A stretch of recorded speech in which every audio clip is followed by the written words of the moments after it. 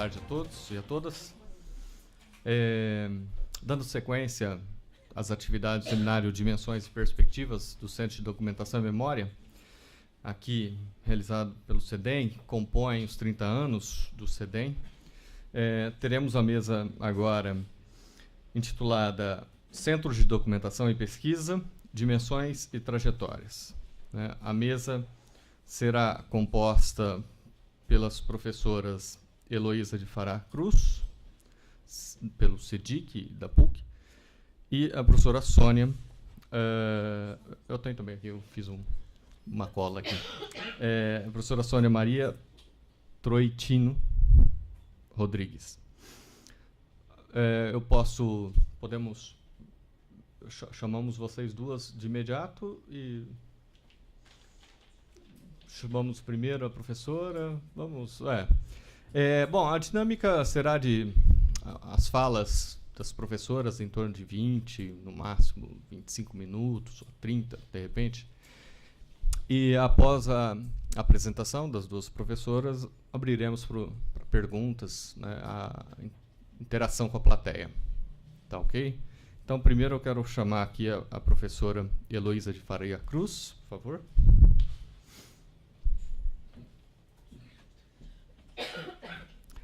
Professora Heloísa de Faria Cruz, doutora em História pela Universidade de São Paulo, é professora do programa de pós-graduação, do curso de graduação em História da Pontifícia Universidade Católica de São Paulo, e atualmente coordena o CEDIC, Centro de Documentação da mesma universidade. Coordenou e coordena projetos de pesquisa nas seguintes áreas temáticas: História da Imprensa, Cidade e Culturas, Cidade e Culturas Urbanas, Memória, Patrimônio, Documentação, História do Trabalho, dos Trabalhadores e Ensino de História. Então, professora, seja bem-vinda. Bom, boa tarde a todos. É um prazer estar aqui com vocês. Queria agradecer o convite da Unesp e do CEDEM. É um prazer estar aqui. Deixa eu ver se ele vai aqui, eu acho melhor. É um prazer estar aqui, eu acho que participando desse seminário dos 30 anos do CEDEM. Acho que devíamos fazer mais isso, centros universitários, outros centros, para podermos estar refletindo sobre as nossas ações. Me ajuda. Alô? Tá ligado, tá bom. Então, eu preparei uma fala expondo um pouco a história, a trajetória e as atividades do CEDIC. Dentro dela, eu tentei colocar um pouco essa nossa atividade do Centro de Documentação. O CEDIC acabou de completar 37 anos, agora em setembro, e aí nós estamos dentro dessa leva de centros de documentação, assim como o CEDEM, que saem lá na década de 80, na década 70, final dos anos 70 do século passado, até o início da década de 90, e que tem uma característica própria na história dos centros de documentação brasileiros.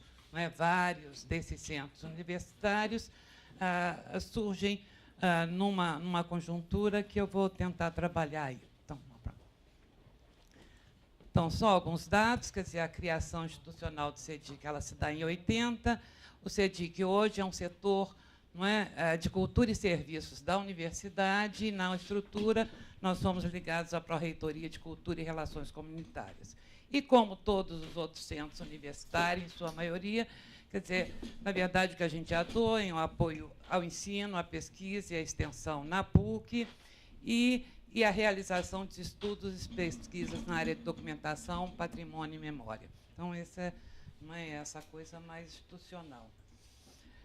Então, aqui eu acho que a gente começa a pensar nessa questão de quem somos nós e o que nos dá a identidade. E aí, eu acho que no CEDIC é uma conjuntura que eu acho importante a gente ver como a nossa conjuntura fundante, que é essa conjuntura do final da década de 70, início dos anos 80, e que corre todos os anos 80. É aí que grande parte dos centros universitários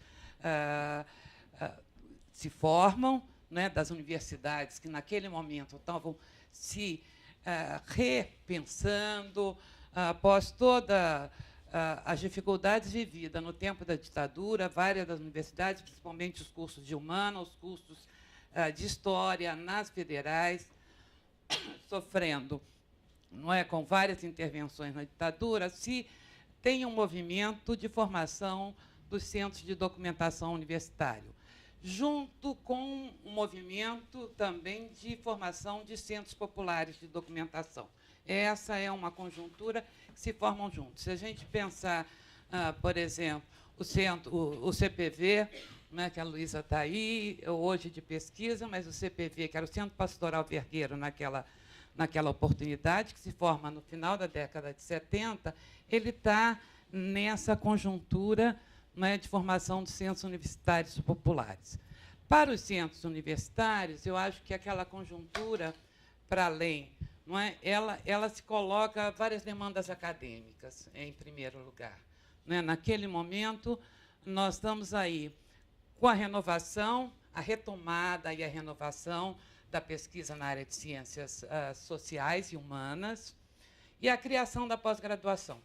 Não é? É nesse momento, não é, que a pós-graduação no Brasil, principalmente na área de história, na área de ciências humanas, ela começa a se estruturar fortemente e há uma demanda para a pesquisa na área de história, na área de ciências humanas, a formação de mestres e doutores, muitos mestrados, nessa época poucos tinham doutorado, mas essa formação e a pesquisa demanda aonde está a documentação que dá suporte a essa pesquisa. Muito difícil, se a gente pensar, eu sou uma mestranda dessa época, por exemplo, eu me lembro que a gente se chamava copiador da corte. Eu lembro de momentos meus de ir na Biblioteca Nacional que você tinha que um pouco negociar goiabada, queijo de Minas para cá, não é, para você manter uma amizade, para você conseguir ter acesso à documentação. Então, nós estamos o que se constata naquele momento na reorganização dos cursos de graduação e nos cursos de pós-graduação é a dificuldade do acesso à documentação, a instrumentos de pesquisa, aonde está a nossa documentação. Não é? A gente sabe que toda a história arquivística no Brasil ela tem, né, no Império, uma determinada história, e na República, não é? A gente vai ter aí uma questão de políticas totalmente que não se confirmam, que vão e voltam, que não se estabelece, o que não é, resultou que inclusive nossos arquivos públicos, só comecem, não é, um trabalho mais profissional e mais contínuo a partir da década de 90 também. Por outro lado, eu acho que a gente tem esses centros, eles também atendem não só demandas acadêmicas, mas uma conjuntura de outras reivindicações sociais sobre memórias e histórias que estão presentes aí nessa conjuntura de luta contra a ditadura e pela redemocratização do país. Quer dizer, é uma história que, em memórias, é nesse momento que começam os movimentos negros no país, quer dizer, toda a saída da ditadura com o movimento operário, né, se a gente pensar bem, o que é chamado as outras fontes, ou as fontes ligadas a essa história mais social, mais vista de baixo, ela estava aí dispersa, e é essa reivindicação também que eu acho que impacta a formação de nossos centros e a formação de nossos acervos em sua origem. Né? Se você pensar o CEDIC, o CEDEM, o Loenroth, não é? Quer dizer, eles estão, se a gente pensar no Rio e vários outros, eles estão impactados por essas reivindicações. No caso do CEDIC, acho que a particularidade, como cada um vai ter, da própria história da PUC e suas articulações aos movimentos sociais e de defesa dos direitos humanos naquele momento. Quer dizer, o CEDIC, a PUC, a partir, não é, da década de 70, principalmente, 77, 78, ela vai ser, né, no momento em que as universidades públicas estavam com muito problema, por exemplo, se recusavam a receber a SPBC, foi a PUC que recebeu, é lá que se faz o Congresso de Anistia, é lá que se faz várias outras, não é, outras atividades, e é esse perfil, não é, da PUC ligada a essas lutas que também impacta a formação do CEDIC enquanto centro de documentação. Então, acho que essa é uma conjuntura aí que diz a ver com essa nossa origem e também com as origens de formação do nosso acervo. Então, e aí é a partir disso que eu acho aquela questão da gente pensar que os centros de documentação e esses centros universitários, hoje a gente dialogando com centros universitários em todo o Brasil, não é, o que nos diferencia, na maioria das vezes, é um perfil cultivado, não é, para que cada um mais ou menos responda e ganhe importância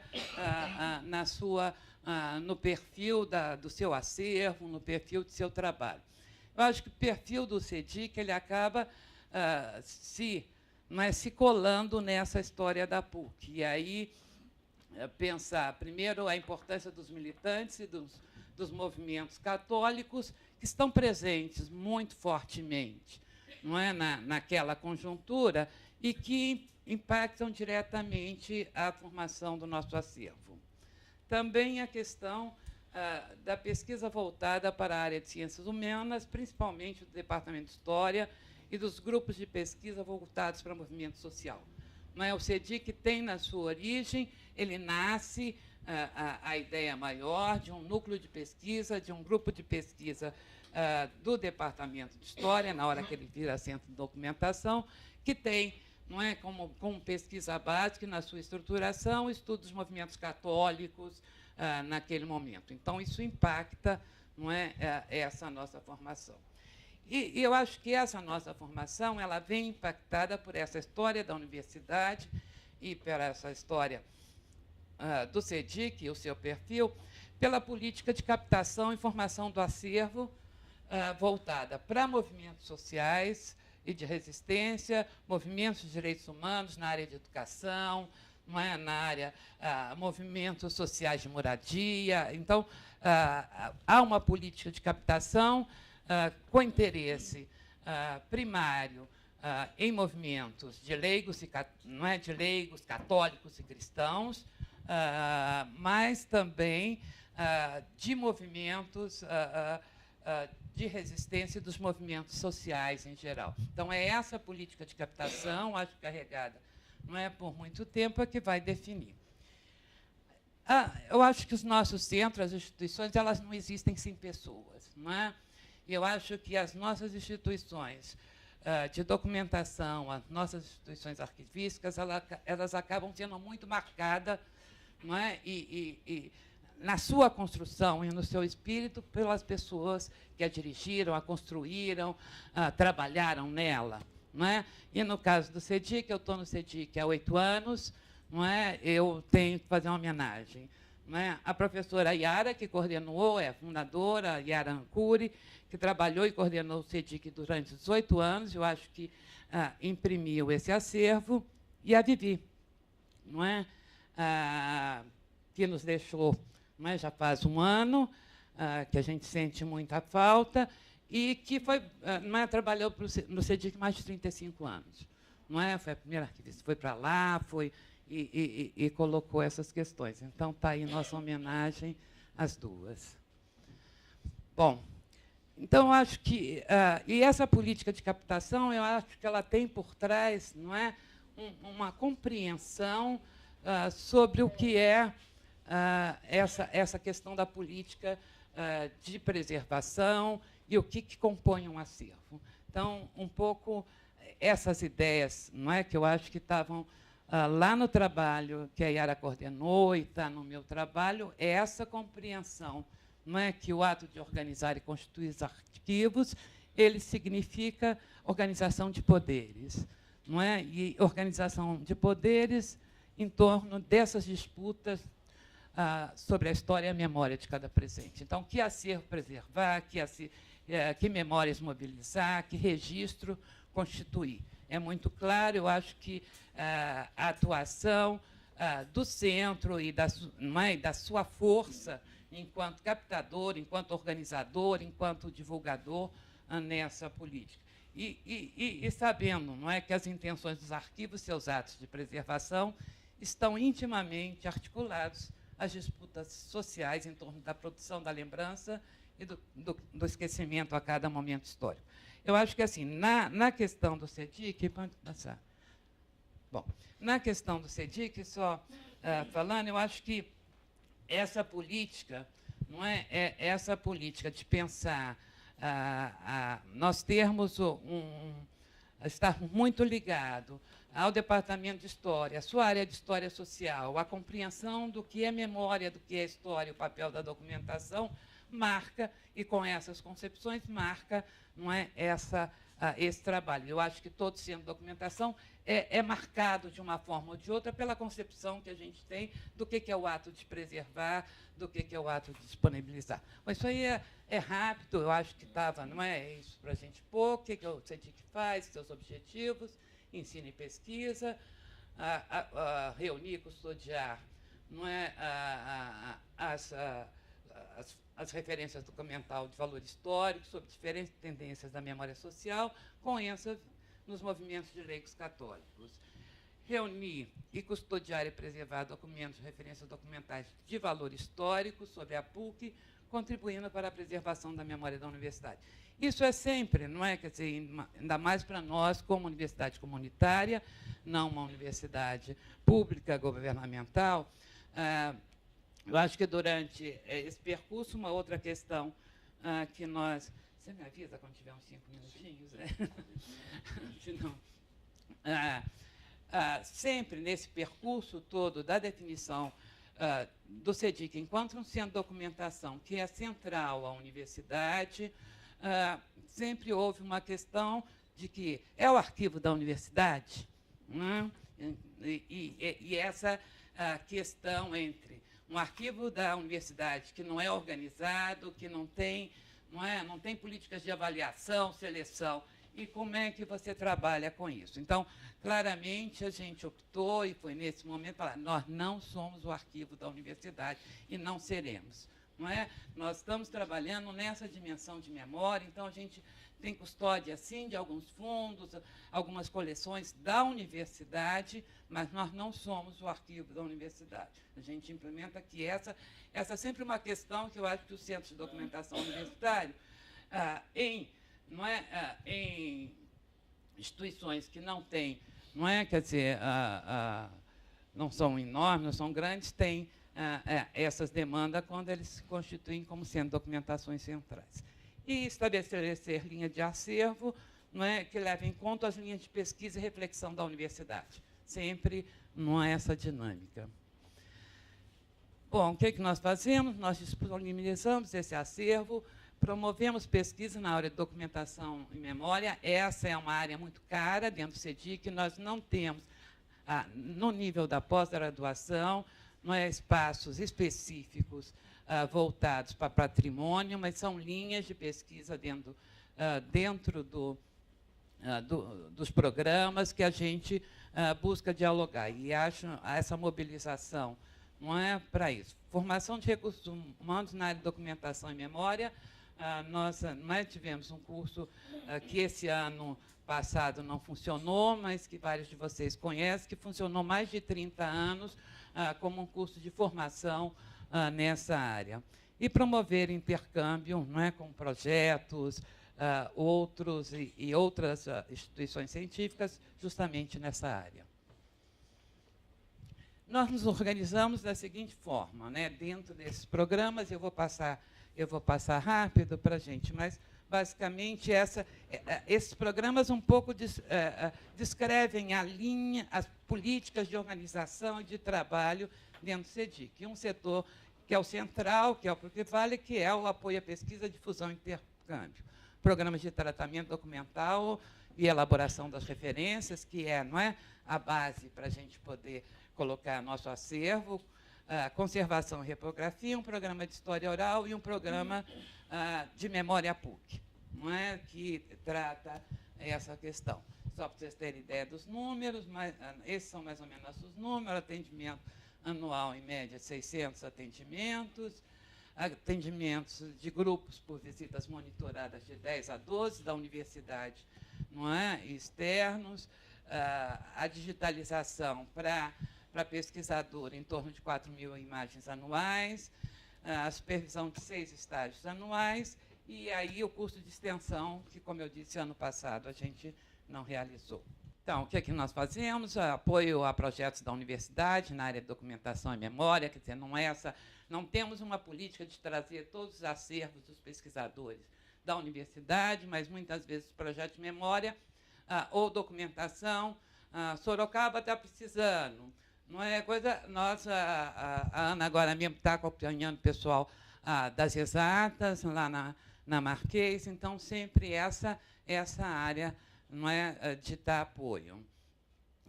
Também para digitalização do documento, empréstimo de equipamento, assessoria e consultoria técnica, desenvolvimento de projetos e publicações.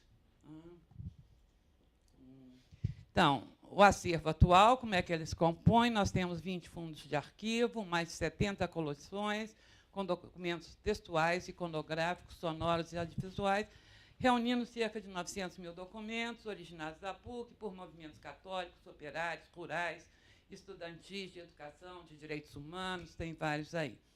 Temos uma hemeroteca, né, por volta de 500.000 exemplares periódicos, especializada em periódicos alternativos, e aí muitos periódicos também latino-americanos, por causa dessa interface dos movimentos católicos, não é, que tem, com os movimentos latino-americanos em geral.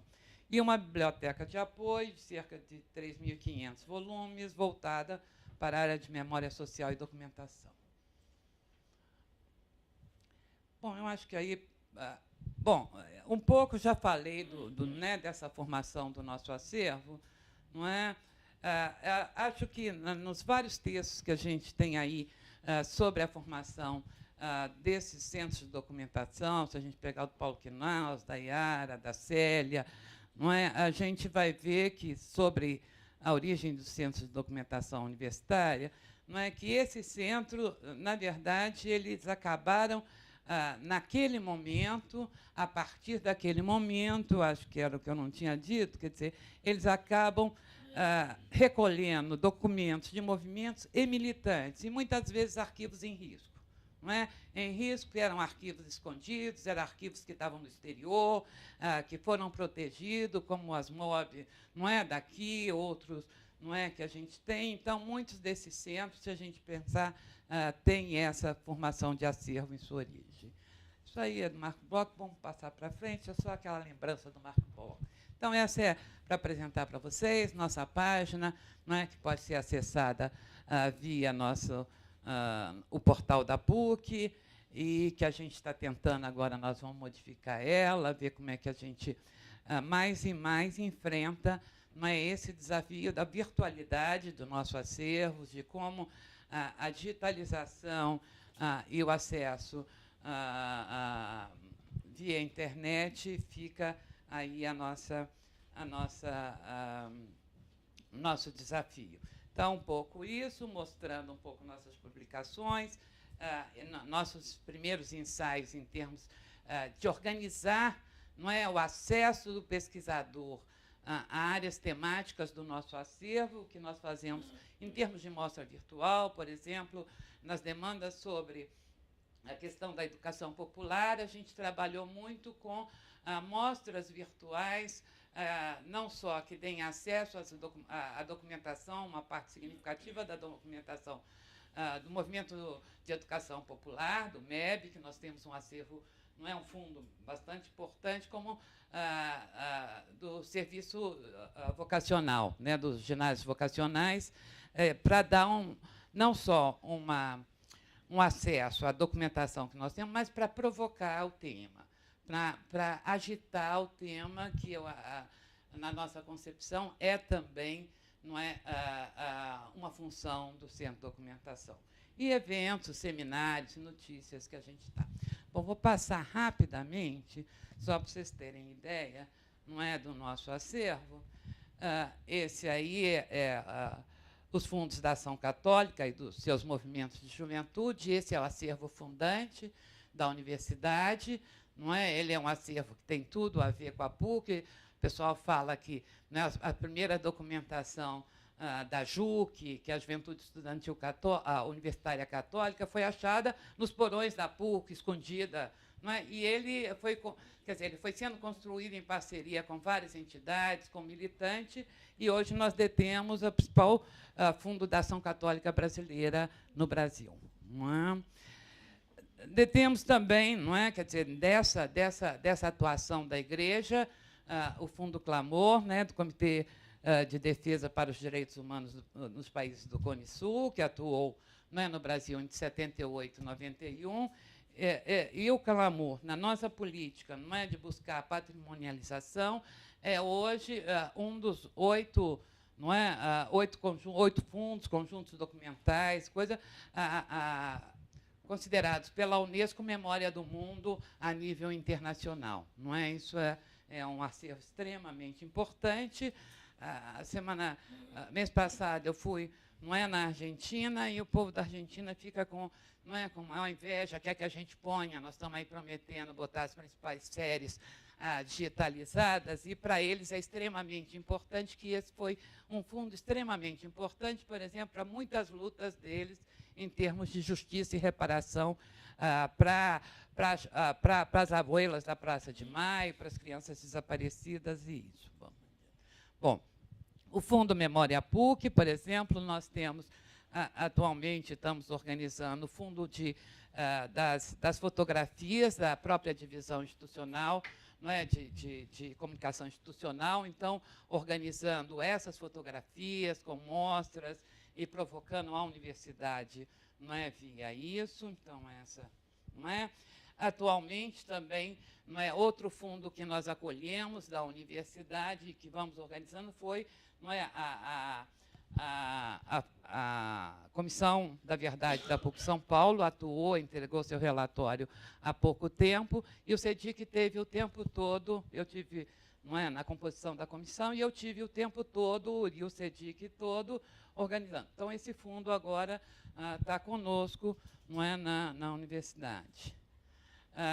O fundo MEB e o fundo SEV, que são fundos, entre outros, que nós temos nessa área, não é, de educação popular, com cartilhas. Nós temos, por exemplo, do MEB, toda a transcrição das aulas radiofônicas, não é, do MEB, que são uma preciosidade para esse momento.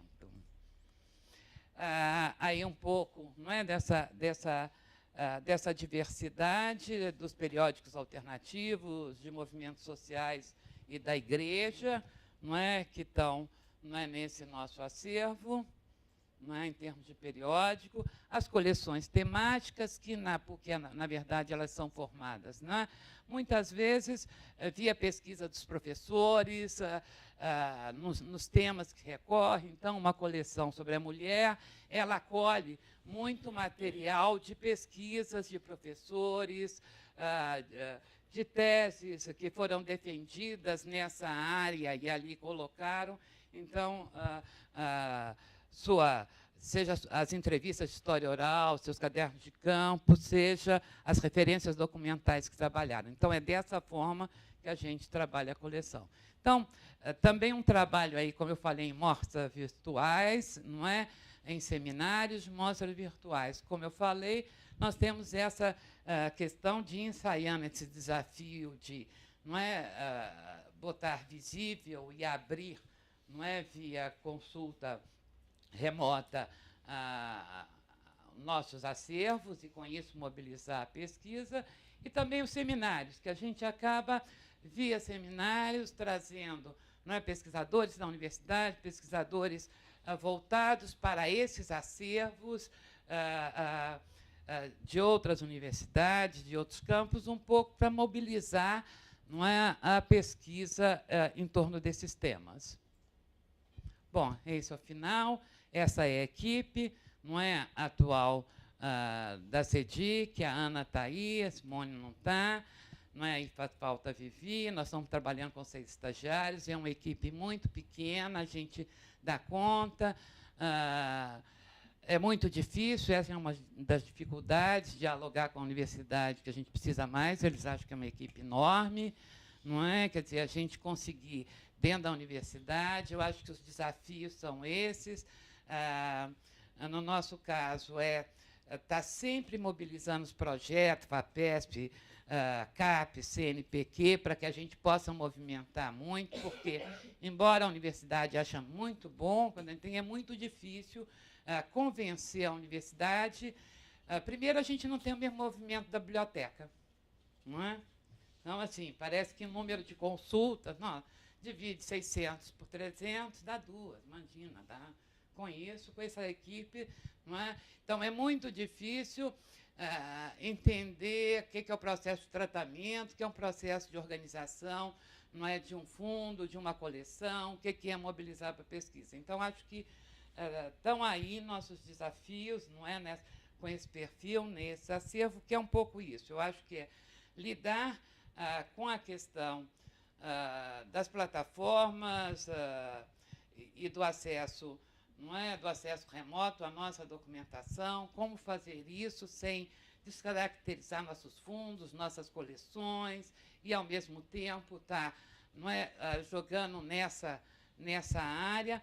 Uma outra é, numa conjuntura dessa, onde se corta tudo, se corta verba para tudo, se corta a bolsa, se corta isso, se corta aquilo, como não deixar, não é, que nosso trabalho caia, não é, de qualidade e se firme aí. Então, um pouco é isso. Eu acho que depois a gente conversa mais, o que quiser. Obrigada. Bom, obrigado, professora Heloísa. Agora convidamos aqui a professora Sônia Maria Rodrigues. Professora Sônia Maria Rodrigues possui graduação em História pela Universidade de São Paulo, formação em Patrimônio Cultural pela Fundação Duques e Soria, isso? Ministério da Cultura Espanha, em Arquivística, doutora em História Social pela Universidade de São Paulo, atuou como diretora do Centro de Arquivo Permanente do Arquivo Público do Estado de São Paulo, professora do Departamento de Ciência e Formação da Unesp, Marília, nos cursos de Arquivologia e Biblioteconomia. Tem experiência na área de Ciência de Informação, com ênfase em Arquivologia. É coordenadora do Centro de Documentação e Memória da Unesp CEDEM. É pesquisadora dos grupos de pesquisa Gênese Documental, Arquivística, Cultura e Gênero. Então, professora Sônia. Boa tarde a todos. Está funcionando? Bom, eu vou começar agradecendo e dizendo, por algum motivo eu me sinto mais confortável com esse microfone do que com o outro. Eu tenho certos problemas com esse microfone aqui e eu me sinto bastante mais confortável com ele, mas a preguiça impõe que eu sente. Peço perdão. Eu vou iniciar dizendo que é um prazer estar nessa mesa e compartilhar a mesa com 2 centros de documentação bastante reconhecidos, aqui representados por seus coordenadores, né, professora Heloísa Faria Cruz, da PUC, professor Ricardo, do CEMOSE, que é um centro de documentação que fica da Unesp, que fica na Unidade Prudente, e esses são centros de documentação que têm uma afinidade temática, não só em relação à temática dos acervos que resguarda, mas eu acredito até que na trajetória dentro dos caminhos da universidade, que por vezes são tortuosos, mas a gente costuma enfrentar com bastante ânimo, né?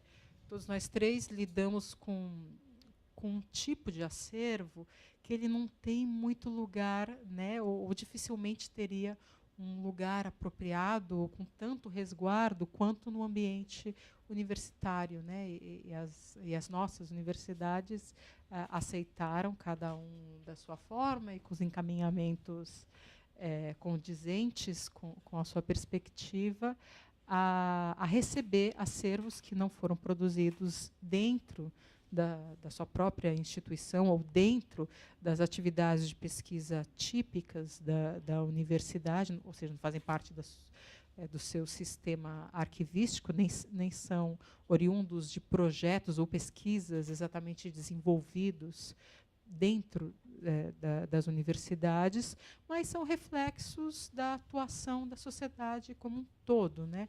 E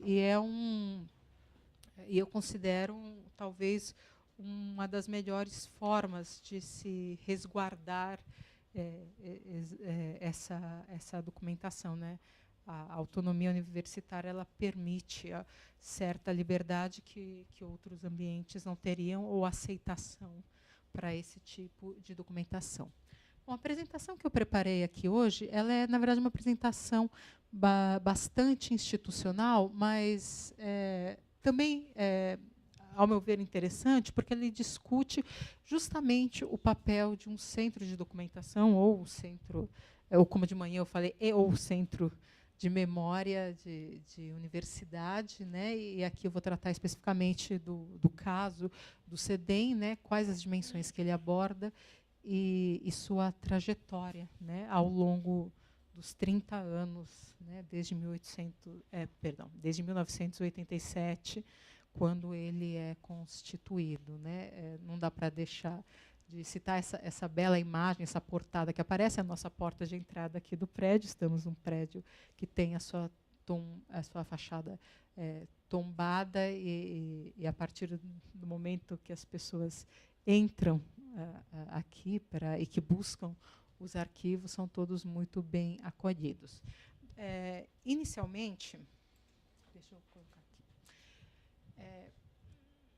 Eu coloco aqui a definição de qual a missão institucional e os eixos temáticos principais tratados pelo CEDEM. Isso é super importante em qualquer centro de documentação, porque a partir da definição de missão institucional e de eixos temáticos principais, afinal, centros de documentação e centros de memória, eles têm, talvez centros de memória um pouco menos do que centros de documentação, mas tem essa perspectiva de agregar acervos conforme temáticas específicas e temáticas delineadas justamente em consonância com a missão institucional, né? Então, tem que ter uma integração muito grande entre essas diversas orientações, porque elas acabam refletindo na constituição do acervo. Aqui também eu vou encaminhar um pouco a reflexão para discutir formação de acervo, né? Porque é um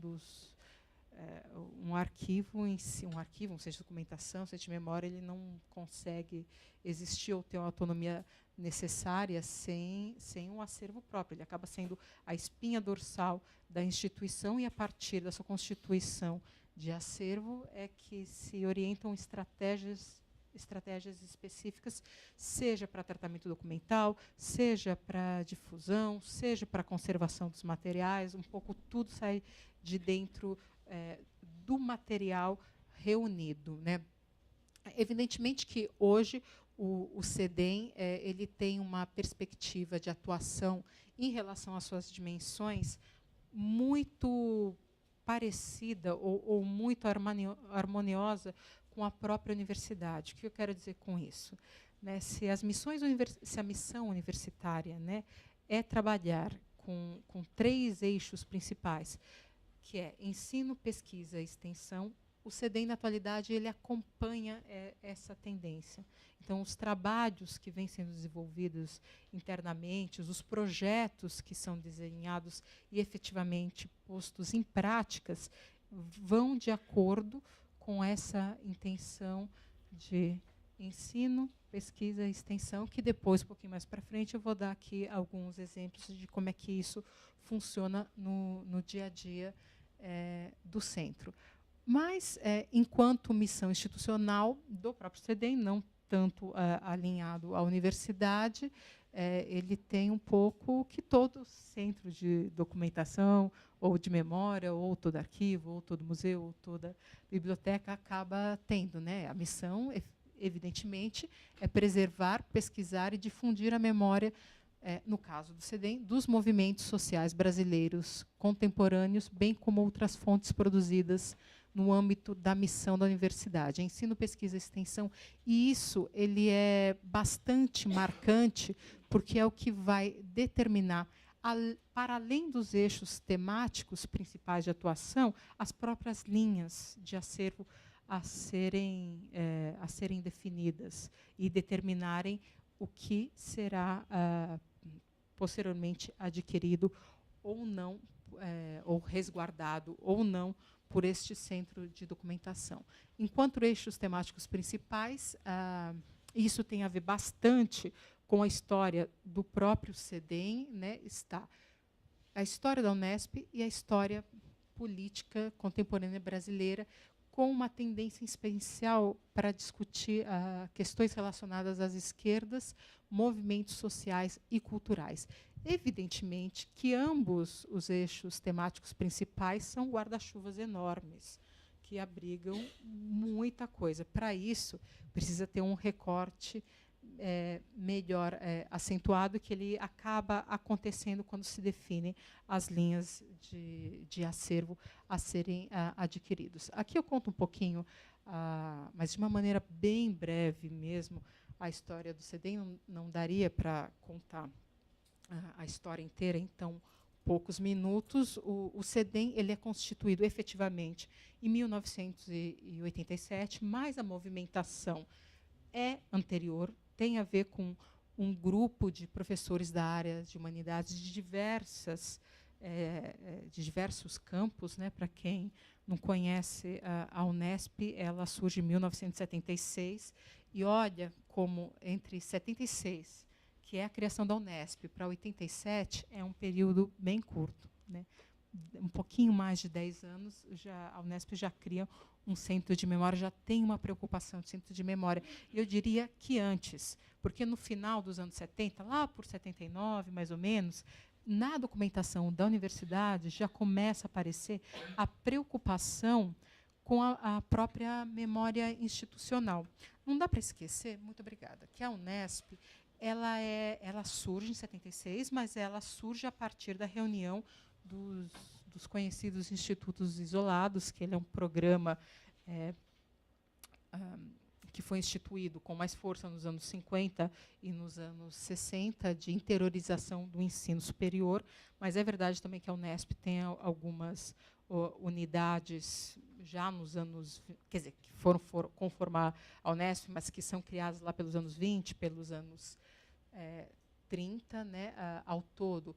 Foram 14 institutos isolados reunidos, mais a criação da Faculdade de Engenharia de Ilha Solteira. A Unesp ela é fruto disso.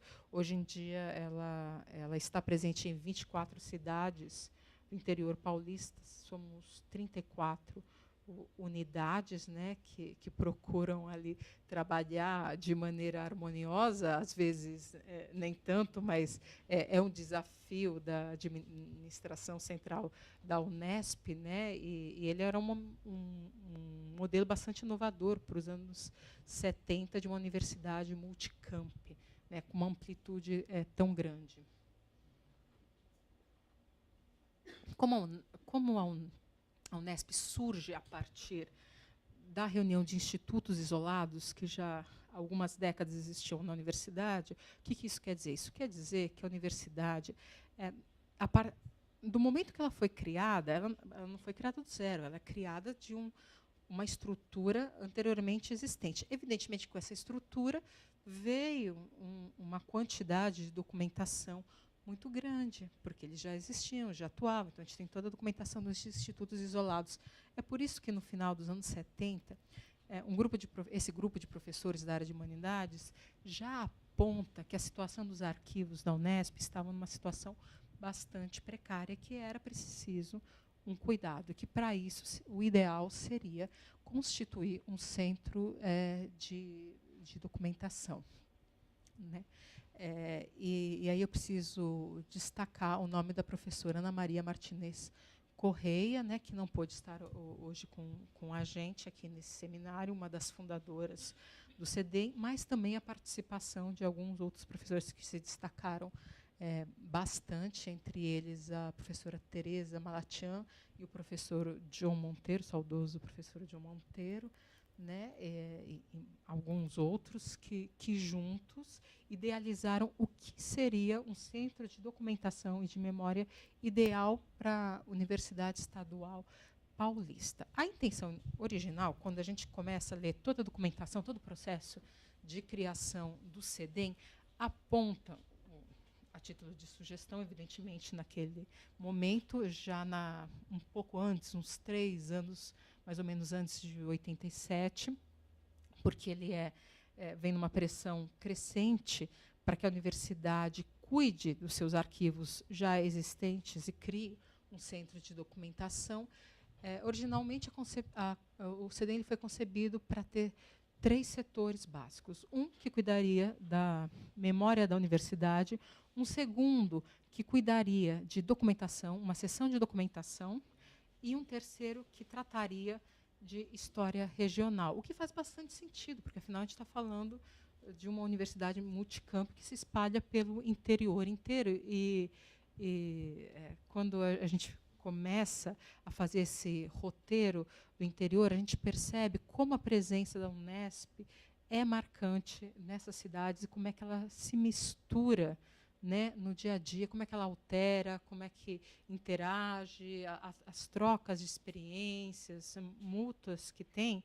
Então, faz bastante sentido que houvesse um núcleo de história regional. Bom, da ideia original à ideia posta em prática, houveram alterações, né? Então, em 1987, o CEDEM ele é criado, né? Acho que esse aqui já é a 3ª sede. Eu estou aqui há 3 anos na coordenação do CEDEM. Quando eu entrei, a gente já estávamos aqui, mas ele ocupou outros espaços anteriormente. E quando ele é criado em 87, ele surge também numa pequena salinha lá na Avenida Rio Branco, e ele não chegava a ter acervo. Não era essa a intenção original, né? E ele surge muito enraizado num programa de história oral que vai dar força e continuidade para a constituição de um centro de documentação. Na verdade, daquelas 3 propostas originais, de memória universitária, uma seção de documentação e uma seção de história regional, a única que vinga mesmo é de memória universitária. Eu não sei se está no slide anterior. Tá, mas... você volta, por favor. Mas eu não chego. Só queria ver se eu... Um para frente, Ricardo, por favor. Se eu conto essa história também. A concepção de memória universitária se baseava em 2 pilares fundamentais. O programa de história oral, que seria justamente a captação, a realização de entrevistas, captação e registro em áudio, naquele momento, tal qual o CPDOC, hoje o professor Celso Castro colocou de manhã, né, a gente iniciava os trabalhos de registro de depoimentos com aqueles gravadores antigos, e depois houveram diversas fases, né, inclusive hoje em dia se faz gravação em vídeo, ainda que não sempre, porque aí também há uma avaliação sobre o impacto dessa captura de audiovisual no depoimento. Algumas pessoas se sentem bastante constrangidas, dependendo da temática que é tratada, outras se sentem também muito mais à vontade, com um gravador, né, que capta somente o áudio e não a imagem, se tem algum efeito psicológico. Há uma avaliação nesse sentido cada vez que ocorre a realização de uma entrevista. E essa captação de depoimentos gerou um arquivo específico, um arquivo oral, na verdade, uma coleção, né, que ela é composta pelas fitas, né, pela gravação registrada do depoimento, pela transcrição literal e pela edição desses depoimentos. Isso tem a ver com uma metodologia muito específica de história oral e com as etapas necessárias para aprovação pelo depoente do depoimento dado. Mas vai um pouquinho além do programa de história oral. Reúne também parte do acervo, algumas fotografias, recortes de jornal, tem um clipe, uma quantidade de clipping bastante interessante, alguns documentos não originais, mas às vezes por cópias específicas relacionados ao que se entende por memória da Unesp. O outro pilar do projeto de memória universitária seria a constituição de um sistema de arquivos para a universidade, e já no finalzinho dos anos 80, o CEDEM trabalhava nesse sentido, né?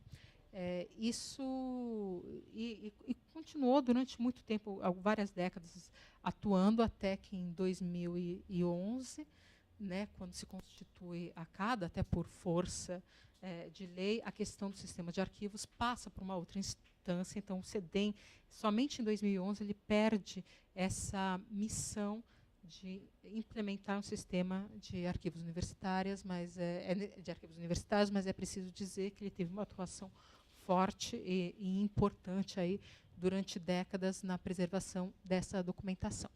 Apesar do CEDEM ser constituído em 87, somente, olha lá, só em 2003 ele foi institucionalizado como coordenador, e ele funcionava mais bem como um projeto.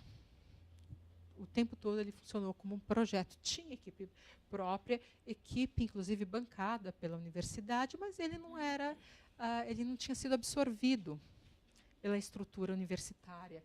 Foram precisos aí uns 15 anos, um pouquinho mais, 16 anos, para que a universidade realmente reconhecesse a importância e a estrutura absorvesse esse centro de documentação. E quando ele foi institucionalizado diretamente vinculado à vice-reitoria da universidade, o que é bastante sintomático. A partir que o CEDEM é institucionalizado na vice-reitoria, é quase que um reconhecimento do que seria, de que aquele centro de documentação, este centro de documentação que nós encontramos hoje, ele é representativo da própria universidade, senão ele podia ser institucionalizado em qualquer uma das suas instâncias. Mas também aí fica uma questão a ser discutida. Se você institucionaliza junto a uma pró-reitoria de pesquisa, parece que ele tem uma vocação de pesquisa. Se institucionaliza numa pró-reitoria de extensão, parece que ele tem uma atuação específica de extensão universitária, e assim por diante, né? É bastante significativo que seja institucionalizado junto ao gabinete, né? Bom, o CEDEM ele surge aí com essa vocação inicial. Ele surge para ser um centro de memória da própria universidade. Por vezes se confunde com quer dizer, ele não se confunde com o arquivo como local de guarda de documentação. Não é isso especificamente. Ele se confunde como parte de um sistema de controle de informação universitária.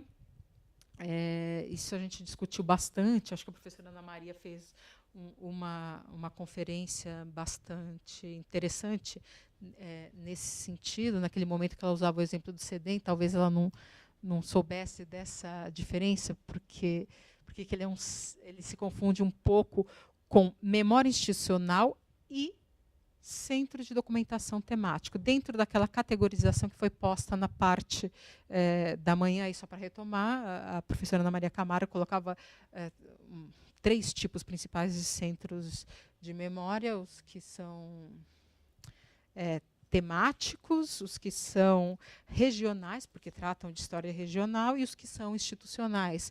O CEDEM, hoje em dia, ele efetivamente se consolida como seria um tipo híbrido, que une um centro de memória institucional, com essa vocação de manutenção da história, da história da instituição, e com o resguardo de documentação que não foi produzida dentro do ambiente universitário, ou seja, não conta a história da própria universidade, mas se alinha com as pesquisas realizadas pela universidade. Isso porque, em 1994, por meio da assinatura de 2 convênios, recebe diversos arquivos históricos, diversos acervos, fundos e coleções, aí depende da configuração, e esses fundos recebidos estão, digamos assim, evidenciam, talvez num primeiro plano, no plano mais evidente, vinculados a movimentos sociais e populares. Ainda que esses conjuntos de documento não se limitem a fornecer informações simplesmente sobre movimentos sociais ou políticos ou populares. Na verdade, a documentação, principalmente quando a gente fala em fundo arquivística, não pode ficar estigmatizada com uma temática única, né? A documentação, o arquivo, ele é muito mais que isso. Cabe ao pesquisador reconhecer, né, que tipo de contribuição determinada fonte tem para a sua pesquisa ou não. Então, acelerando um pouquinho e colocando aqui esses eixos programáticos atuais, né, tem só a definição conforme o que a gente já vinha conversando aqui. A grande diferença entre o eixo programático 1 e 2 é que no Memória Universitária existe a possibilidade de desenvolvimento de coleções. É por isso que, posteriormente, né, quando o CEDEM institui a sua política de formação de acervo, né, um dos itens, ele não é simplesmente acervos a serem adquiridos, que você faz uma avaliação, né, e reconhece os valores e os interesses conforme perfil institucional e perfil dos pesquisadores. Ele também desenvolve coleções, e isso por conta do programa de História Oral, né.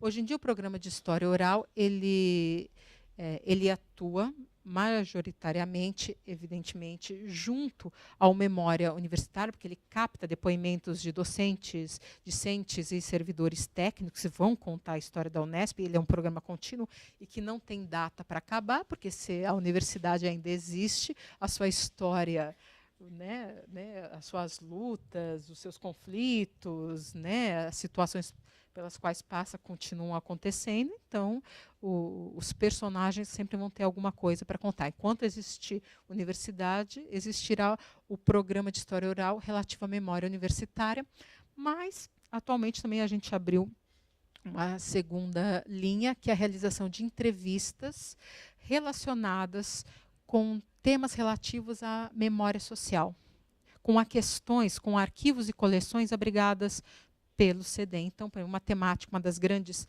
temáticas do CEDEM, e que aparece em diversos dos seus fundos e coleções, é a repressão militar aqui, né, nessa ditadura de 64, e a gente aproveita ainda que existem alguns dos seus atores vivos e realizamos entrevistas justamente para poder contextualizar melhor a informação resguardada. A formação, eu vou passar bem rápido, vocês me desculpem aqui, porque meu tempo já expirou neste momento, especificamente, mas a formação de acervo do CEDEM, essa incorporação de arquivos e coleções, quando não desenvolvido aqui através do programa de História Oral, se dá através de doações, preferencialmente, convênios, a maioria deles estabelecidos nos anos 90, né, em 94, mas final dos anos 90 também, ao programa de História Oral, que eu comentava agora, e compra. Compra a gente só tem um caso, somente o acervo de Lívio Xavier é que ele foi comprado, primeiro depositado, ou seja, através de um convênio por custódia, e a família, depois de alguns anos, revelou interesse de venda, e é um acervo fantástico, que realmente e reconhecido pela universidade, tanto que é o único que foi adquirido, que houve uma transação financeira em relação a ele. Em 2015, até 2015, entre 87 e 2015, não houve uma política de acervo, um documento que normatizasse os critérios estabelecidos para adquirir acervo, né? aqui no finalzinho de 2015, esse documento ele é discutido, redigido e aprovado pelo Conselho Consultivo do CEDEM, e algum dos seus objetivos principais, o motivo principal é manter a coerência interna do acervo, para que ele não se desconfigure, para que siga atendendo à missão institucional e que o perfil não seja desviado. Né? E eu vou colocar depois à disposição no site aqui para quem tiver interesse em saber cada um dos itens, mas ele, em geral, ele acaba melhorando tudo. Instituições que têm políticas de aquisição de acervo, eu acho que a professora Elizabeth Ribas, na parte da manhã, também colocou isso de uma maneira muito clara, não é que exclui totalmente, mas embates políticos, disputas de poderes. A Beth, na ocasião, falou assim, a gente para com aquele movimento de agradar né, a pessoa que está lá no comando na vez e se volta exatamente para o acervo e para a missão institucional. Daí a importância tão grande. Vou passar rapidamente um pouco, isso aqui é quase uma vista panorâmica de alguns dos segmentos do acervo, de alguns fundos e coleções que temos aqui. Essa aqui é do livro Xavier, a única que eu falei, que foi comprado pela Unesp, né, e que hoje a gente tem o lançamento do livro logo mais, né, às 17 horas. Este moço simpático sentado em primeiro plano é o Lívio Xavier na sua juventude. Né, o ASMOB, o arquivo total, ele está aqui, mas o ASMOB ele é muito interessante. E o CEDEM ele tem essa característica. Ele é um centro de documentação que tem outros centros de documentação e outros arquivos no sentido de instituição dentro dele. O ASMOB, também não dá para contar a história inteira, mas ele foi constituído na Itália a partir da reunião do Arquivo de Astorgildo Pereira, do Roberto Morena e da constituição de uma coleção própria, que tem a ver com o movimento de resistência de exilados brasileiros no exterior. Um dos pontos de estratégia do ASMOB foi, na hora do retorno, ele difundir o seu acervo. Então, parte do acervo foi microfilmado e foi enviado para diversas outras instituições. É por isso que a PUC tem um pouco, né? A PUC tem um pouco, o AEL tem um pouquinho, o Arquivo do Estado também tem uma coleção de microfilmes. Isso fazia parte de estratégia da resistência. Né? Quanto mais você difundisse, quanto mais você multiplicasse a documentação, seria mais difícil ser eliminada totalmente. Então, tem a ver com uma estratégia política, mas os originais estão aqui.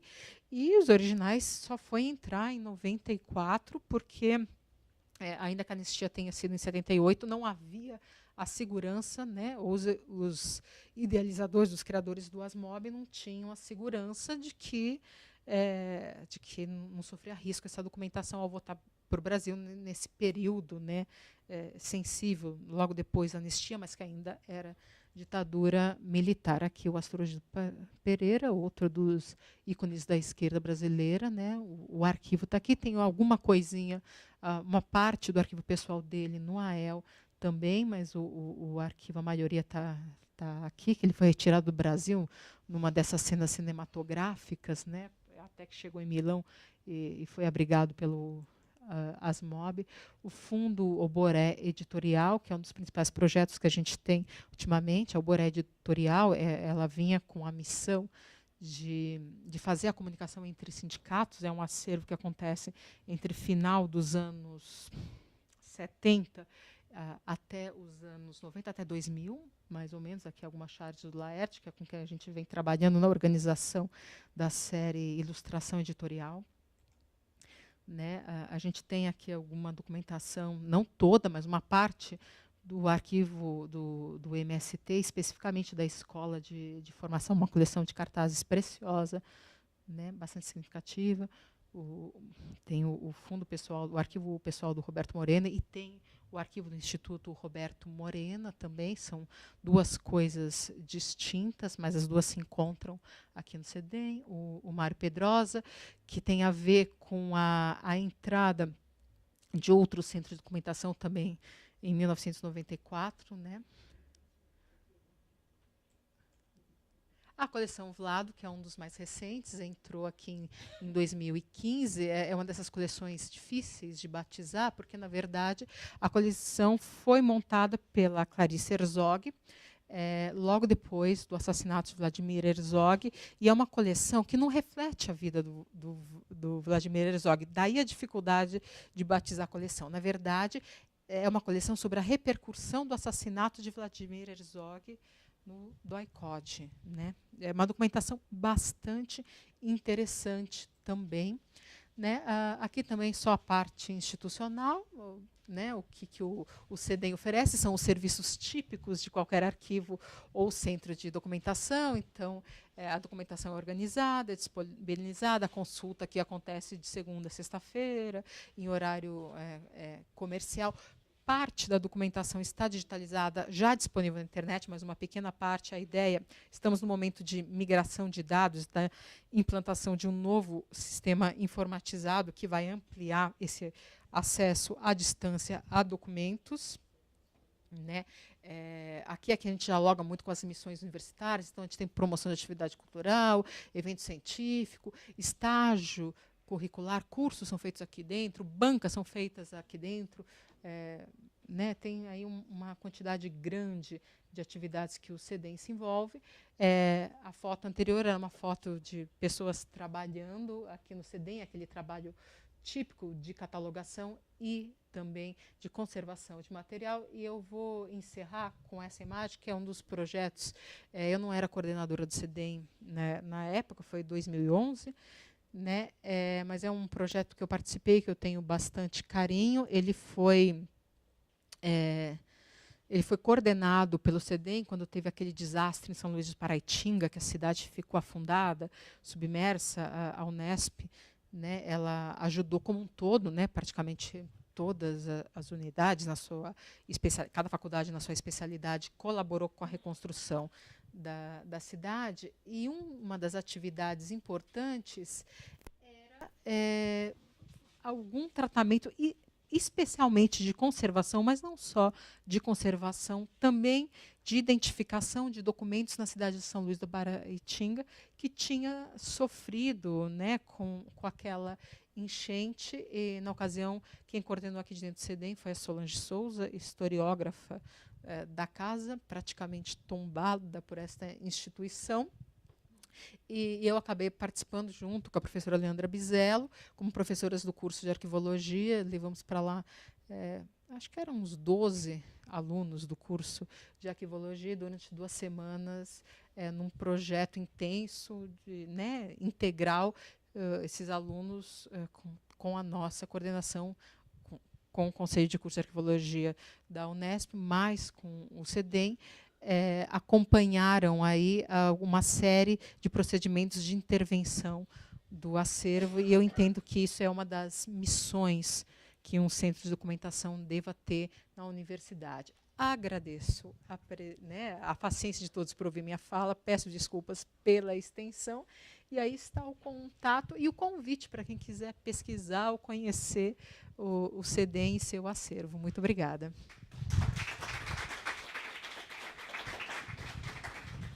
Obrigado, então, professora Sônia. Eu não podia deixar de comentar que, para mim, é uma tremenda honra estar aqui mediando a mesa com a professora Heloísa, que coordena o CEDIC, que foi um dos espaços em que eu pesquisei para o meu doutorado, e está ao lado aqui também na sede, né, do CEDEM, que é a nossa referência institucional em termos de centro de documentação. Então, nós lá em Presidente Prudente, timidamente, vimos constituindo um acervo que temos como exemplo o CEDEM, que é o nosso irmão mais velho. Agora, abrimos, então, inscrição para que os colegas possam fazer pergunta. Vamos lá, o microfone, como é que nós vamos fazer? Ah, tá lá, o microfone. Vamos abrir uma rodada, né? E aí depois passamos para a resposta das professoras. Meu nome é Eliana Rezende. Eu acho que, como a gente está falando sobre centro de documentação e memória, então eu vou fazer o link sobre memória, Centro de Documentação da PUC, agradecer a oportunidade de encontrar a Elô de novo, né, Elô? Desculpa, eu vou ficar emocionada, que droga. Eu não sabia da Vivi, não sabia. Bom, mas vamos lá. Eu acho que eu vou dar o depoimento muito mais como uma pessoa que teve a sua formação na PUC. E eu até fiz algumas coisas, porque assim, os centros de documentação às vezes esquecem de mencionar, esquecem de falar, que eles são um locus de formação. Ai, gente, desculpe. Um locus de formação interdisciplinar. E eu acho isso muito interessante, porque a gente, às vezes, fica tão preocupado em marcar fronteiras, marcar territórios. Hoje de manhã, aquela conversa, as fronteiras que existem, tal. Não existe fronteiras no mundo onde tudo é líquido, tudo é liquefeito. Então, a gente tem que, sim, pensar nessa coisa que eu gosto de falar, que é a flexibilidade movediça, que é alguma coisa que se move, algumas vezes a gente se encontra, às vezes a gente se esbarra, e é um local onde a formação pode se dar. E eu não sei se as pessoas que trabalham no centro de documentação conseguem ter a dimensão e o alcance do quanto podem contribuir para a formação de pessoas. Então, eu falo pelo meu caso, que trabalhei com a professora Yara, coletando depoimentos desde o comecinho da PUC, o quanto isso teve que ver com toda a minha formação intelectual, pessoal, de pesquisa. E eu acho que o mais importante é a gente pensar que os centros de documentação eles sejam um local de formação, não só de acervos, mas de pessoas. E essas pessoas que sejam pesquisadores, mas que também não sejam apenas um intelectual de gabinete, aquele que, quando encontra uma caixa de documentos, não sabe o que fazer com ela, a não ser escrever um artigo, mas realmente não deixar morrer, não deixar que se salve.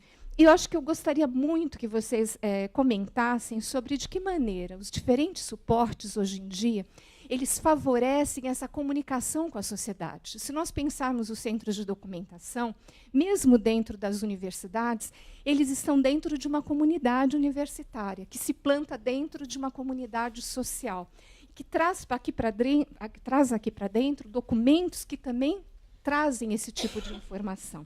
Então, é importante a gente pensar nessa dimensão de inter- e transdisciplinaridade que os centros de documentação têm que ter, essa responsabilidade com a pesquisa, mas não simplesmente como um depósito, mas como um local ativo, onde você pode integrar pesquisa, produção científica e formação e capacitação técnica nos dias de hoje. Eu acho que são muitos os desafios e não nos preocuparmos tanto com a separação, que é tão do século XVIII, XIX, de áreas, mas é exatamente como integrar, né? Porque, de repente, a gente vê bibliotecários nos seus feudos, arquivistas nos seus feudos, arquivologistas nos seus feudos, e, de repente, os historiadores ficam alijados, achando que só podem produzir a partir do que outros fazem. Então, como fazer essa costura? Um centro de documentação universitário valorizando pesquisa, produção científica e capacitação, ao mesmo tempo, né, formação técnica e formação de acervos. Acho que dá para conversar sobre isso. Obrigada. Bom, vamos lá, quer dizer, é um prazer te ver aqui, Eliana. Pois é. Então, eu acho que tanto na minha fala, eu acho como na fala da Sônia, mesmo... tá certo. Vamos ver, né? Tá bom assim? É o problema que a Sônia falou. Então, ainda tem aquela voz de professora, né, que nem precisa... Então, acho que tanto na fala da Sônia como da minha, e da gente contar um pouco do nosso trabalho, fica claro que, consciente ou não consciente, eu acho que nos dois casos consciente, a Sônia, eu acho que acaba com o exemplo. O que é levar alunos, não é para lá, para São Luís, não é para fazer aquele trabalho em termos não só de formação na área, de uma formação que se coloca mais ampla. Então, acho que essa questão da formação, ela é uma área muito clara para o CEDIC. Quer dizer, o nosso convívio de todo dia com os nossos estagiários, que ficam 1 ano, 2 anos, e que a gente seleciona com o maior carinho e que treina, não é? E pensa desde sempre essa formação, tem nos posto dialogando com alunos da história, mas também de relações internacionais, de ciências sociais, da informática, pessoal do direito, que encontram no Centro de Documentação. Eu fico muito impressionada. Eu tive atualmente um dos estagiários na Comissão da Memória que eu estava trabalhando, era um economista músico, fazendo economia e fazendo faculdade de música, que veio lá para trabalhar, e nós começamos a trabalhar um pouco a memória do Tuca, não é? E ele foi lá para os livros, trouxe uma primeira coisa, aí depois eu falei, não, mas está lá o acervo do Tuca, não é? Vamos pegar tudo isso. Ele começou lá, nossa, mas esse trabalho de vocês dá um trabalho, não é? Mas olha quanta coisa que eu descobri, não é? Quer dizer, é essa ideia do que é esse acesso à produção, aos documentos primários, a produção, não é, do conhecimento a partir do indeterminado, daquilo que não foi conhecido. E, por outro lado, não é, quer dizer, aprende a dialogar e entender mais com a gente. Então, eu acho que a gente tem, sim, eu acho tanto através do curso, mas também de pensar o espaço do centro como um espaço menos formalizado nesse contato que tem com os pesquisadores, com quem vai procurar a gente porque está precisando de não sei o que na universidade, com as meninas, não é, que vão fazer a Semana Preta e que precisam, não é, que precisam de material, não é, que possa. Então, assim, também assim, via os eventos, via as várias, você acaba tendo uma política de formação, né? O pessoal de jornalismo, por exemplo, também com a produção de jornais, né? A gente tem um diálogo com uma atividade lá do jornalismo, mas a gente tem um diálogo intenso, porque eles estão sempre na pesquisa, né, para os vários assuntos que eles querem produzir suas pautas, suas matérias. Então, acho que tem, sim, um ambiente de formação aí grande. E tem, eu acho que, formativo, não só de quadros, mas eu acho que ele tem uma coisa formativa na sua extensão. Sabe? Assim, quando você dialoga com vários parceiros da sociedade, da ONG, sociedade civil, ou seja, com o movimento do bairro ali, quer dizer, você está dialogando nessa formação também com essas demandas sociais e da sociedade civil e com vários grupos. Então, acho que é por aí. Acho que é isso. Oi, Eliana, tudo bom? Nossa, você colocou tantos pontos diferentes que a gente podia fazer aqui uma mesa nova só sobre essas questões, pelo menos as que eu anotei aqui. Eu vou comentar algumas, se eu ficar falhando, por favor, me avise que se eu não toquei em algum dos temas. Primeiro, essa questão de separação de áreas, né, sobre ser uma coisa antiga, então, o que é se para em pé é livro, né, se está avulso é documento e é de arquivo, se é objeto é de museu, e que cada um que fique com o que lhe compete, que não haja misturas. Isso, na prática, é uma falácia. Todo mundo que passou não vou nem falar de centro de documentação, centro de memória, mas quem passou, por exemplo, por qualquer arquivo, sabe que arquivos não tem simplesmente arquivos, não tem fundos, né, que vai ser rebatizado de fundo, justamente para não dar sobreposição conceitual na hora que entra. Né? Arquivos, além de fundos, quase todos têm coleções, porque tem uma política ativa de aquisição também, mas isso há séculos, não é que é agora, de 20 anos para cá, porque eles estão muito emocionados com Total Archives, aí acham que alguém ficou um pouco mais... Não é assim, pelo menos. Isso já acontecia no século XIX, acontecia antes do século XIX. Da mesma maneira que a única maneira de justificar o acervo da Biblioteca Nacional, que tem diversos fundos arquivísticos, é porque também não abrigava somente itens que parassem em pé, que pudessem ser postos em estante, tivessem capa dura. Né? Não é bem assim, nem que museu também só lida com objeto. Né? A diferença grande era e ainda é na contextualização do acervo que você tem. Né? Então, a gente pode ter uma teoria que evidentemente vai conceituar, vai teorizar e dizer, olha, a natureza do material de arquivo é isso, a natureza, né, faz isso para cada um deles, mas na prática a realidade é muito mais complexa. E em centros de documentação, em centros de memória, não vou usar o termo centro de documentação, porque o centro de documentação antigamente era como se fosse um apêndice da biblioteca, né? Quando a biblioteca tivesse uma folhinha avulsa com cara de arquivo, se formava um centro, não era assim antigamente?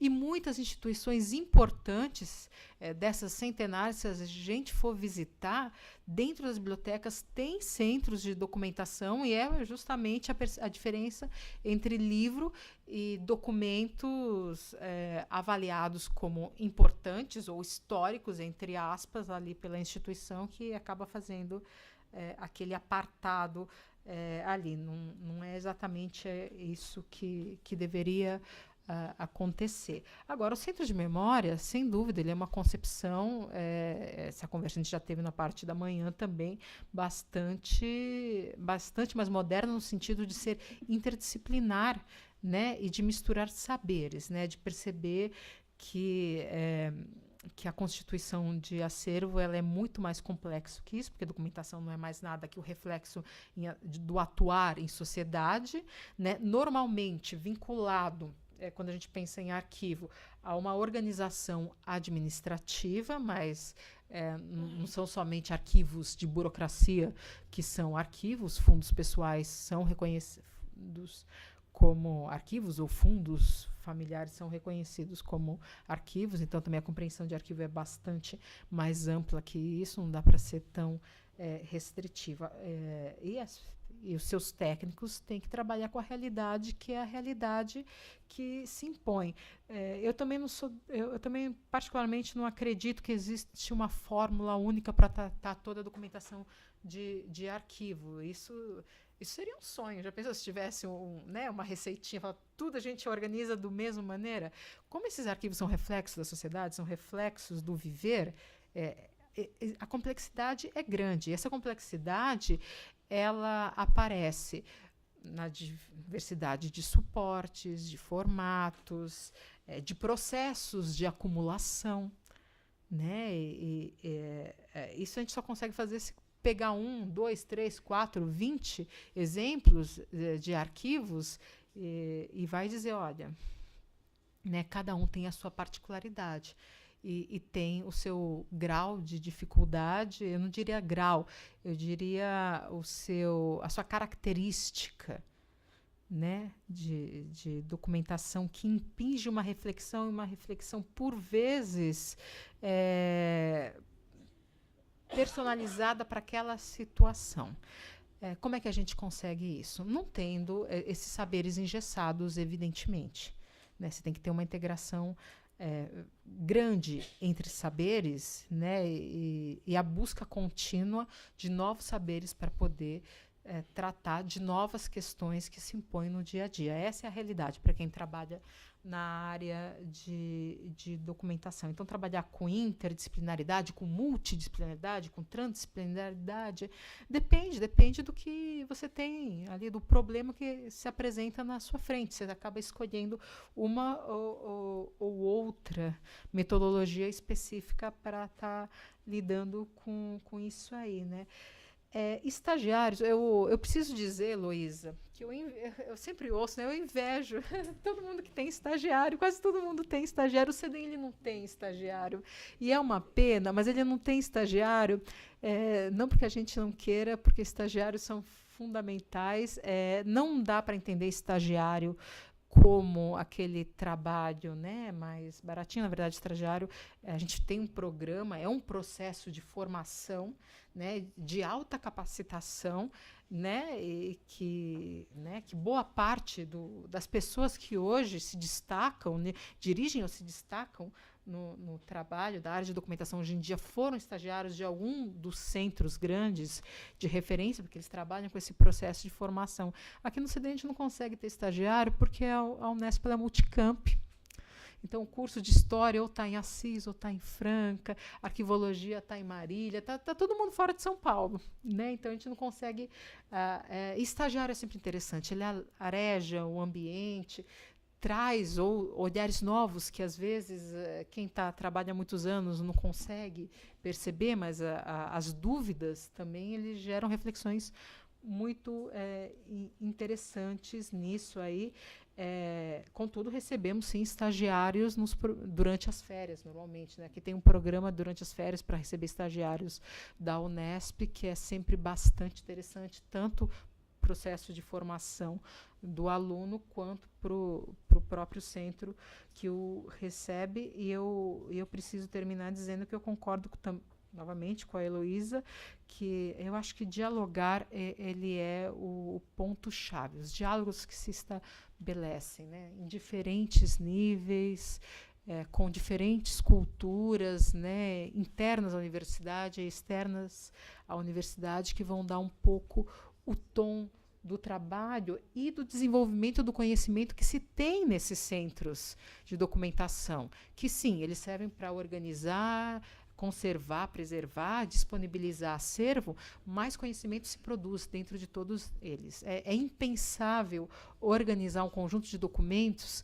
sem, por exemplo, sem contextualizar a informação. A contextualização da informação passa pela história e por outras várias áreas, né? Então, se produz, sim, conhecimento, normalmente, quando é produzido dentro desses ambientes e ele retorna para a sociedade, retorna de uma maneira bastante interessante.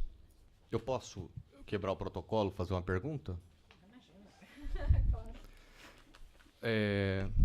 Para as professoras, da mesma forma, os colegas que participaram de manhã, mas como as duas colegas estão aqui para responder, então ficariam elas para fazer, para tentar pensar nessa resposta.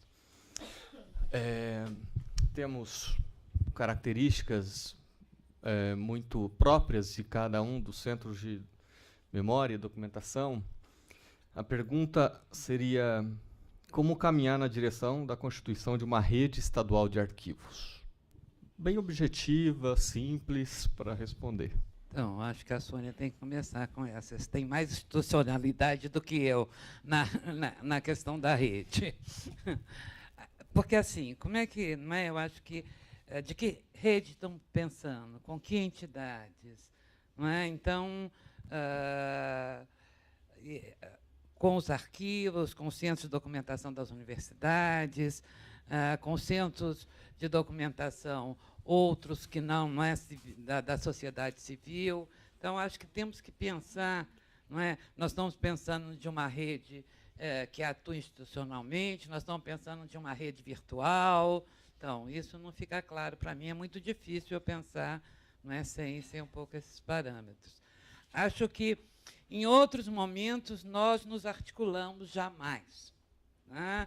Independente de se nós tinha uma instituição, uma rede ou isso, eu acho que em outros momentos nós conversamos mais, nós trocamos mais sobre o nosso fazer, sobre o caminhar, sobre as nossas dificuldades, sobre nossas perspectivas, aprendemos mais um com os outros, quer dizer, tínhamos mais reuniões de trabalho, não é, de aprendizado, em vários outros espaços.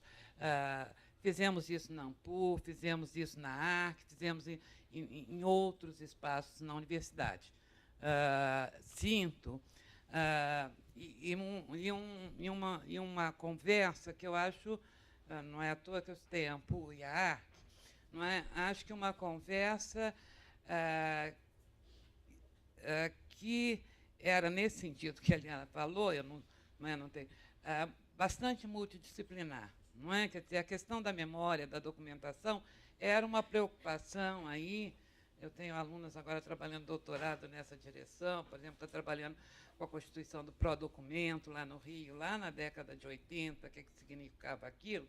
Então, acho que em vários momentos a gente conseguiu, não é, colocar várias áreas, não é? E também, e isso em termos nacionais também, entre a história e a arquivística, pensando isso. Acho que seria legal a gente retomar a dinâmica, não é, dessas conversas. Eu não sei o que foi falado, não estava aqui de manhã, em termos da rede. Se você depois, se eu tiver alguma ideia sobre o que é e como pensar nisso, agora eu acho que a gente pode voltar. Professor Ricardo, preciso dizer que não, eu pessoalmente acho fundamental a constituição da rede, e faz mais ou menos, mais ou menos não, há exatamente um ano atrás, algumas instituições arquivísticas, né, com bastante atuação, com uma atuação forte na área, se reuniram. Eu não diria que neste momento não são instituições, mas são pessoas militantes da área de arquivos, eu vou chamar assim, para constituir uma coisa chamada Fórum Pró-Rede de Arquivos. Né, o que seria esse Fórum Pró-Rede de Arquivos? Seria justamente para a constituição de uma rede de arquivos. Confesso que as discussões elas estão há um ano sendo feitas e algumas não se definiu todos os critérios em relação do que seria essa rede, mas nesse momento temos representantes nesse fórum, né, pessoas militantes da área do arquivo da USP, do sistema do SAUSP, do sistema de arquivos da USP, ali Lilian está por ali. A Lilian é uma das representantes. Do Arquivo do Estado de São Paulo, não sei se o diretor Fernando Padula já foi, ele estava aqui. É que eu não estou vendo. Não, ele já foi, né? O Padula já foi. A Elizabeth Ribas, do IEB, eram representantes aqui desse grupo, mas além do IEB, do SAUSP, do Arquivo do Estado de São Paulo, esse fórum é composto também pelo Sistema de Arquivos da Unesp. A Maria está por aí também, do CEDEM, eu acabo representando o CEDEM, do CIAR, que é o Sistema de Arquivos da Unicamp, do Arquivo Municipal, Histórico Municipal aqui de São Paulo, do Arquivo da Assembleia Legislativa e do Arquivo da Câmara dos Vereadores aqui de São Paulo, e a gente tem sentado aí. E a ideia inicial é a constituição de uma rede que propiciasse a comunicação interinstitucional. É claro que a ideia não é fechar nessas instituições. Neste momento é só um grupo de pessoas que estão atuando em arquivos, que se preocupam com a difusão, mas principalmente com a proteção dos arquivos, porque em momentos, existem momentos políticos, às vezes mais tensos, às vezes menos tensos, forças que se unem sempre acabam criando uma espécie de rede de proteção para as instituições, não só as suas instituições, mas instituições similares, né? E a ideia é realmente integrar as diversas instituições arquivísticas que compõem. Provavelmente, né, nesse início, até por uma questão logística, parte aqui de São Paulo tem sido uma das razões da maioria das instituições estarem na capital, não anterior, é por logística mesmo, porque isso pressupõe um investimento institucional, tem que ter orçamento, tem que ter verba, e em época de contingenciamento isso não acontece com tanta profusão. Houve uma opção no primeiro momento para a parte de instituições públicas, mas a ideia é que instituições de diversas naturezas, né, tanto faz se é público, se é privado, o que importa é ter uma vocação de preservação da memória, preservação da história, né? E esse ano a gente costuma se encontrar uma vez por mês, mais ou menos, para discutir. Na prática funciona bastante para trocar informações, para facilitar, né, algumas questões, às vezes de ordem prática, se alguém precisa fazer uma licitação ou quer conhecer um fornecedor, você acaba trocando, né, experiências e contatos, e informações para facilitar. E tem a ver também com uma instituição conhecer o que acontece na sua instituição irmã, porque às vezes você sabe que existe tal instituição, mas não se sabe o que acontece, ou os problemas que enfrentam, ou a atuação que tem, ou as coisas brilhantes que desenvolve, e todas elas desenvolvem coisas brilhantes. Então você precisa conhecer um pouco a realidade de alguém que atua na mesma área que você. né, e também concretamente em relação à atuação que esse fórum fez hoje em dia. Foram 2 eventos, o primeiro um seminário no Dia Internacional dos Arquivos, em junho, e o último evento, sexta-feira, agora, foi dia 10, a gente teve no Arquivo Histórico Municipal aqui de São Paulo, o que a gente chamou primeiro rede debate, né, que era temas atuais, né, que dizem respeito a arquivos, vão ser debatidos com uma certa regularidade. No caso de sexta-feira, a gente discutiu essa questão, sabe, da PL de queima de arquivos, que tem deixado todo mundo bastante enervado, bastante preocupado.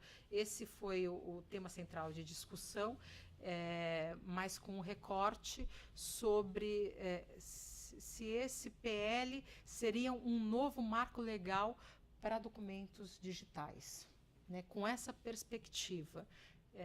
E, assim, para dar notícia, só dizendo que já existe uma iniciativa aí para a constituição de uma rede. Não existe a rede formada, mas existe um grupo de arquivistas ou documentalistas que atuam em arquivo preocupados com a Constituição e com a necessidade de uma constituição de uma rede. Bom, acho que podemos aqui pedir para a professora as últimas palavras. Depois eu passo para a Sônia para, inclusive, fazer os encaminhamentos aí e demais convocatórias. Então, só queria me despedir de todos, dizer novamente do prazer, não é, estar aqui, dar os parabéns ao CEDEM pelos seus 30 anos e o trabalho realizado, e colocar, não é, o CEDIC virtualmente, presencialmente. Nós estamos lá na Rua Monte Alegre, não é, uma casa juntinho, perto do Tuca, que é a Monte Alegre 1104, não é? Estamos disponíveis para quem quiser ir lá conversar, pesquisar, não é, e tiver interesse no trabalho. Obrigada. Posso falar das palavrinhas? Deixa eu só terminar aqui, na verdade.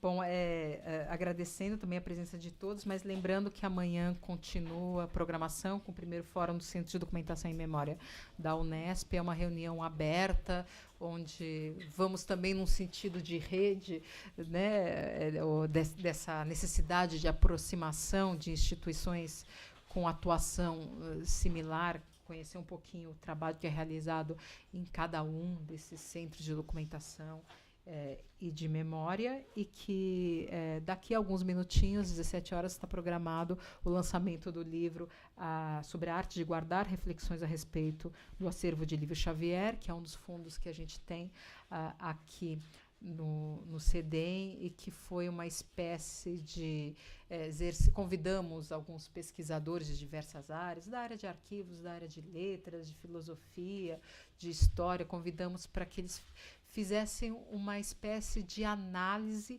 da documentação desse fundo, cada um com a sua intenção. Então, tem capítulo sobre documento fotográfico, tem capítulo sobre formação de acervo, tem capítulo sobre crítica, sobre as críticas literárias de Lívio Xavier, numa tentativa de explorar mais esses acervos, né, e perceber um pouco essa potencialidade das fontes. Então, fica o convite aí para que vocês fiquem e acompanhem o lançamento do livro, tá certo?